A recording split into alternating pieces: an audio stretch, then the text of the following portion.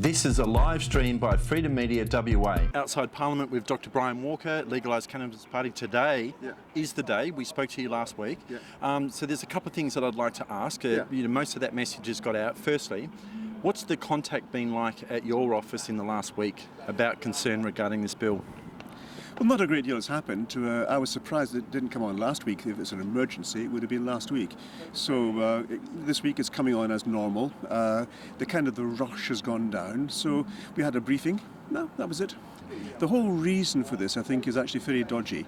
The way I see it, it's actually more an administrative need to make a change rather than actually anything vital for WA. And Dr. Walker, I guess we've now transitioned federally from last Friday, October the 14th, that the mandatory requirements for isolation. We'll find ourselves with McGowan pushing ahead with this. I mean, surprises there. A man who has the experience as you've managed a pandemic, a real pandemic in your time in Hong Kong. Well, look, my problem is that we're not got a unified leadership, we're not getting science leading us, and the very underpinning of science is being challenged. For example, we're not allowed to ask questions, otherwise we lose our jobs. So the very foundations of science in managing this pandemic are actually shaky, very shaky indeed. So this is one of our problems, and the treatment options we've got are also very dubious.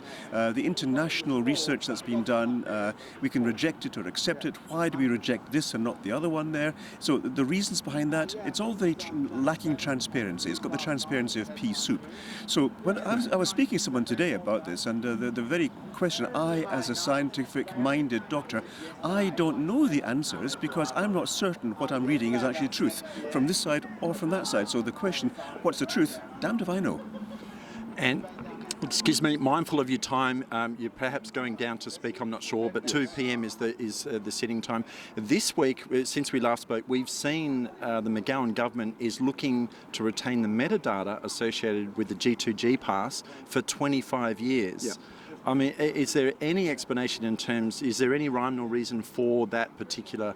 I mean, we've seen what the government's done in the past with some of this information, but 25 years to retain COVID good-to-go passes. Well, they said it's standard policy for gathering information, but at the outset they said, no, it'll just be deleted by the time this is finished. So there's an inconsistency with what the government has said. The reason for it? I'm damned if I know. There is no reason for it. What are you going to do with it? Why do you want to keep it? I don't see a good reason for it. So collecting data for the sake of collecting data in a police state, no, I'm not for that. Thank you very much, Dr. Brian Walker from the Legalise Cannabis Party, and thank you again for your comments. Brought to you by Freedom Media WA, where journalism should never be a government narrative.